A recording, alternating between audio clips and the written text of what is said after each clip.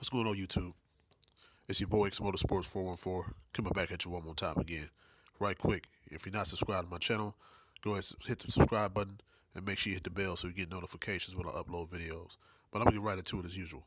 Alright, so I just read an article from Jalopnik saying that the new GT500, the 2019-2020 Mustang GT500, is a strong chance that car will be getting the dual clutch transmission that was in the Ford GT transplanted in there.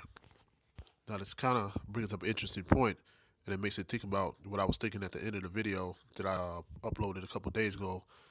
Giving my thoughts on what I thought about Ford not having those big horsepower numbers. Now I haven't looked at the whole sheet and the breakdown of what Ford is going to be offering in the new GT500, but it very much seems like Ford is very into right now. They're very into being more efficient with their power.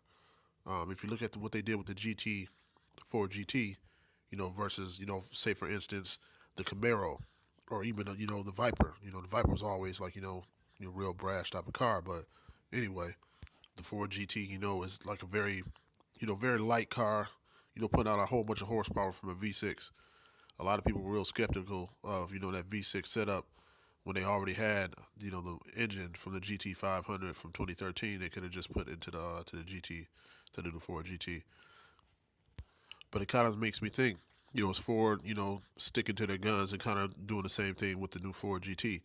Are they going to bank on that dual clutch transmission being able to shift a little faster and possibly making that Mustang a little lighter in the Camaro and the Challenger, to be able to compete? Because, $100 horsepower difference, with a better transmission and a lighter car is definitely going to perform just as well as, say, for instance, a Demon. Because when you kind of look at it, one of the big advantages that Dodge and GM has, well, Dodge and Chevy has, is they have, stablemates that use that same motor. You look at that motor that is in the Hellcat, and if you think about it, this motor, it'll have a lot more development and money thrown at it because it's not going to be only selected to be used in that one car. You look at that flat plain V8 that Ford is using in the Mustang. That engine is not going into anything else anytime soon. You know what I mean? Unless they come up with some variant of it to go into the GT. So, Ford is a little more limited, as far as resources, or the Mustang engineers are a little more limited as far as resources.